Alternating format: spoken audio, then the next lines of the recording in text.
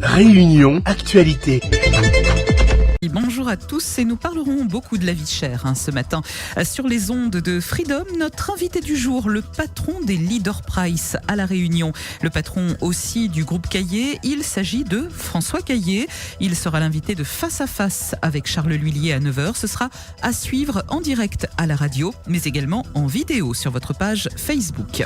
La vie chère sera aussi le sujet du baromètre d'aujourd'hui. Nous parlerons avec vous de ces taxes et de ces factures qui augmentent. L'eau, bien sûr, les factures, avec un exemple concret dans ce journal, mais également la taxe foncière qui commence à arriver dans les boîtes aux lettres et qui affiche un insolent 7,1% d'augmentation en moyenne.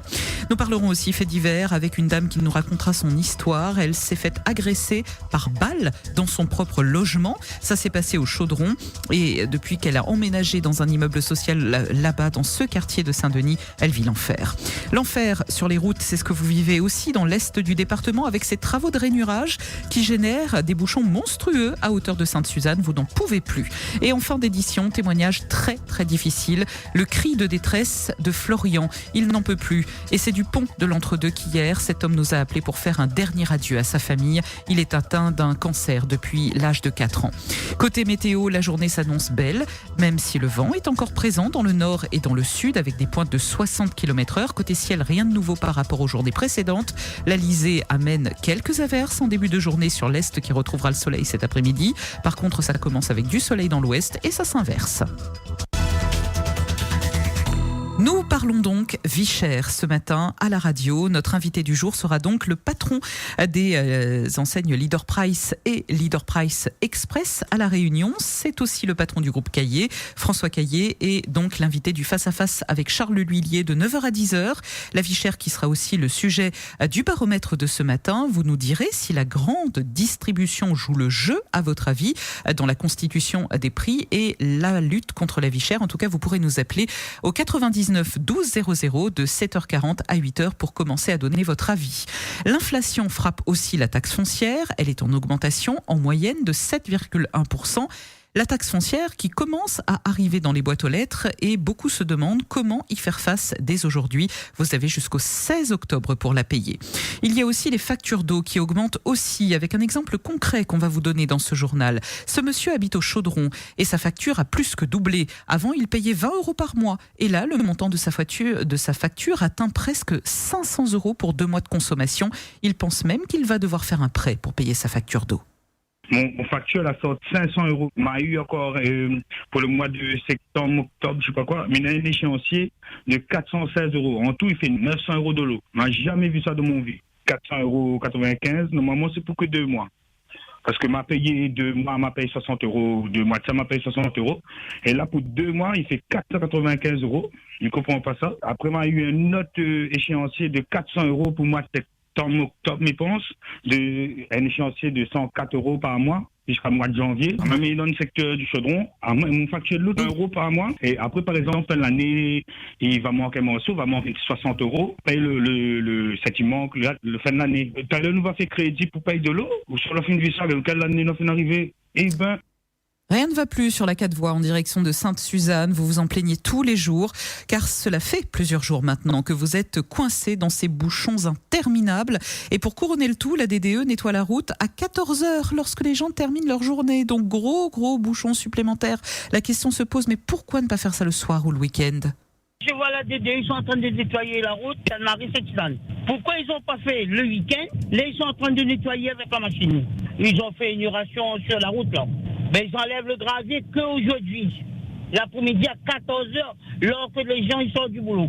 C'est un embouteillage, c'est bien un travail inutile, ils font là. S'il est commandé la machine devant, on va obliger de suivre la machine. L'embouteillage, ça commence à station café. Pas choc contre pas choc, hein. Je comprends pas la D2. Pourquoi ils attendent que 14h quand les gens sortent du boulot? Et encore en ce moment, le gazole, ils ont monté, tous les prix de carburant, ils montent. Et ça bouffe le carburant des gens quand même. Tous les gens qui ont des véhicules. Là, c'est vraiment inadmissible. Incroyable de voir ce travail comme ça à La Réunion. Et on n'en finit plus de parler des embouteillages. Vous avez été beaucoup à nous appeler pour nous faire vivre vos péripéties pendant ces embouteillages. En partant de Saint-Denis, pour la plupart, il vous a fallu pratiquement 2 heures pour rentrer dans l'Est. On donne aussi un conseil pour éviter les rainurages sans pour autant éviter les bouchons gratinés.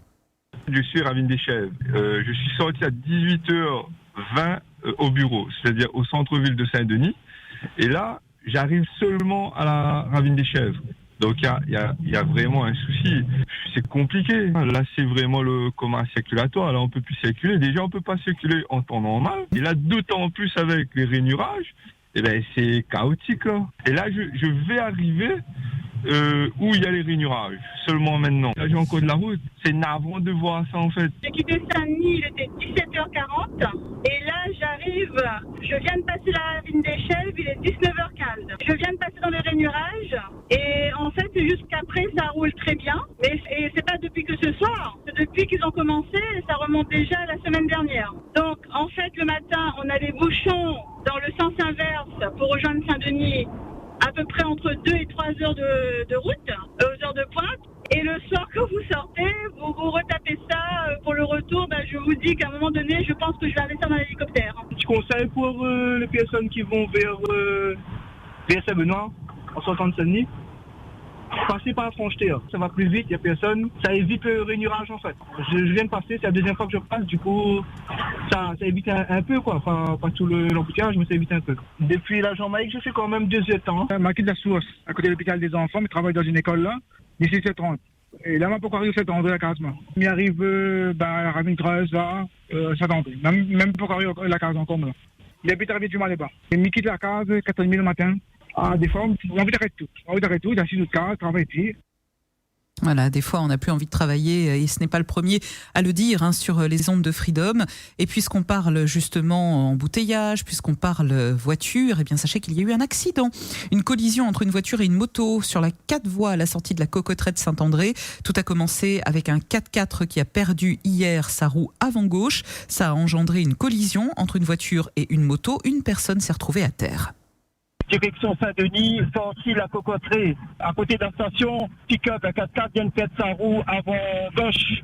La roue est partie carrément sur la voie de dépassement. La roue, ça a cassé complètement, voilà, la roue est partie sur l'autre voie. Quand il a perdu sa roue, la voiture a penché sur la droite et est partie carrément à côté de la boîte à réflexion. La roue, il y a des voitures ont freiné. Bon, je pense qu'ils vont l'enlever. Le camion, il a perdu sa roue, mais par derrière, il y a une moto qui a dû perdre le contrôle et qui s'est pris une voiture. Juste à côté, en fait. Après le camion, il y a une moto, il y a 2 personnes qui sont à terre. Bon, il y a des personnes qui se sont arrêtées, que c'est par rapport à la roue, je sais pas, mais la moto s'est encastrée dans une autre voiture. Il y a d'autres personnes qui se sont arrêtées, il y a un petit jeune qui est par terre, qui se plaint, et les deux, en fait. J'ai vu des gens accroupis au sol. La moto n'a la roue avant, les sous la voiture arrière. Apparemment, on en a un jeune blessé, nous entend crier. Et puis, il y a un monsieur, voit le truc, il sépare la chaussée là. Il est appuyé là-dessus, il est légèrement blessé, il avait un peu de sang au genou, tout ça. Mais beaucoup de forces de l'ordre et beaucoup de pompiers sur le site. Il y a une voiture, style SUV, un truc comme ça, mais il croit que la moto est dessous. Le jeune, il crie de douleur sûrement. C'est quand même un grave accident. Freedom, 6 heures passées de 39 minutes. Une dame agressée par balle dans sa maison. Écoutez, cette locataire d'un immeuble de la SIDR, elle se sent en danger depuis qu'elle habite au domaine de Belle-Pierre à Saint-Denis. Elle a déjà changé 3 fois de voiture car on lui a enlevé ses jantes. Et autrement, elle a subi pas mal de choses, et notamment des agressions. Elle a porté plainte au commissariat. Ensuite, elle a vu la CNL, la Confédération nationale du logement. Elle s'en est plainte aussi à son bailleur, la SIDR, mais personne ne l'aide. Elle n'est pas considérée comme étant, je cite, un public prioritaire. Voici son témoignage. J'ai été agressée et victime de coups de balle dans la maison. Depuis que je venais habiter dans ce logement, j'ai des problèmes comme ça. Premier coup, c'était avec ma voiture. Il venait enlever mes cadeaux sur ma voiture. J'ai changé de voiture, j'ai changé 3 fois de voiture. Et là, ce jour, la CDR ne voit pas toujours l'urgence. Je comprends pas. En fait, en bas de mon immeuble, vise mon balcon, en fait. Projectile de balles. C'est pas des balles de tennis. C'est les armes. Je ne connais pas c'est qui. Moi, ils sont en danger là. Moi, j'étais là. Il y avait les enfants aussi. Et, monsieur qui était là, du coup, on s'est enfermé et on a appelé la police, quoi. Agressé carrément en montant dans mes escaliers. J'étais avec mon enfant de 6 mois dans mes bras. Et en fait, il venait vers ma porte, en fait. J'ai arrivé au mauvais moment et du coup, ils m'ont agressé. C'est un témoignage maintenant très difficile que je vous propose d'écouter. Le témoignage que nous avons reçu hier en direct sur Freedom d'un jeune homme de 30 ans qui se prénomme Florian. Il a lancé hier un cri de détresse, il n'en peut plus et c'est du pont de l'entre-deux que cet homme de 30 ans a lancé un dernier adieu à sa famille, à ses amis. Il a voulu faire une tentative de suicide. Florian est atteint d'un cancer depuis l'âge de 4 ans. Il n'a plus de relation depuis 3 ans, c'est compliqué du côté de sa famille. Apparemment, les associations ne le soutiennent pas et là, il n'en peut juste plus. On l'écoute, attention, c'est un témoignage poignant. Je m'appelle Florian et je suis au pont de l'entre-deux, là, je n'en peux plus. J'ai 31 ans bientôt. Depuis l'âge de 4 ans et demi, j'ai un cancer. Jusqu'à mes 8 ans, ça me pourrit encore la vie à l'heure actuelle parce que je suis sous traitement tous les mois, que j'ai de l'ostéoporose. Rien ne va. Rien ne va, mon entourage, mes parents, on vit à La Réunion depuis 15 ans, il y a rien qui va, et moi j'en peux plus, j'ai pas de relation depuis 3 ans, j'ai plus de vie, alors pourquoi encore rester en vie? Ma santé, ils ne pourront jamais l'améliorer, ça va que se dégrader au fur et à mesure du temps. Ils auraient été mieux de me laisser mourir quand j'étais plus jeune pour avoir autant de problèmes par la suite. Je trouve pas de travail, je trouve du travail, je m'épuise. Je viens encore chez mes parents. La MDPH, je ne me reconnais pas. L'association pour les homos, elle n'a jamais aidé. Quand c'était à Noël, quand j'étais à la rue à Noël, eux, ils étaient en train de faire la fête. Moi, j'essayais de les joindre et rien. Voilà. J'ai rien, un coup de vent et je m'envole, voilà. Florian, témoignage donc très difficile à retrouver en podcast sur freedom.fr. Et pour finir sur une note positive, parlons de Freedom 2, notre station musicale. Demain, il va y avoir un hommage, vous savez, au chanteur et guitariste de la compagnie créole qui nous a quittés ce dimanche. À l'âge de 74 ans, nous allons diffuser les plus grands tubes de la compagnie créole en non-stop demain à partir de 13h. Hommage qui sera donc rendu à ce chanteur et guitariste décédé. Et puis, lorsque vous entendez sur Freedom 2 une chanson, eh bien, sachez que vous pouvez noter la date et l'heure et ensuite nous appeler sur le 41 51 51. C'est ce qu'a fait cet auditeur. Il a entendu une chanson d'Otis Redding, I've Been Loving You for Too Long.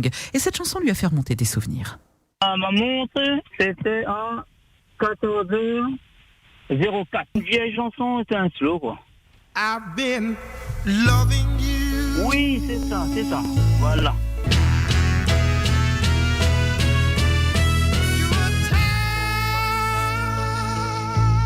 La chanson, je connais parce que j'ai entendu plus de 50 ans. J'ai dansé dessus, à l'adolescence, quoi. C'est 17 ans, quoi. C'est une belle chanson, quoi. De nos jours, les jeunes d'aujourd'hui ne savent plus qu'est-ce que c'est un slow. À l'époque, c'était notre façon de draguer et tout, et c'était des slows, quoi. Je partais tout le samedi dans des dancing, quoi. Et après, en sortant dancing, on partait encore en boîte. Donc, je vais quand même pas mal d'années comme ça. On a 16 ans et on sort la nuit, on rentre le lendemain. On n'a pas fait la prison, mais on était des bandits, quoi.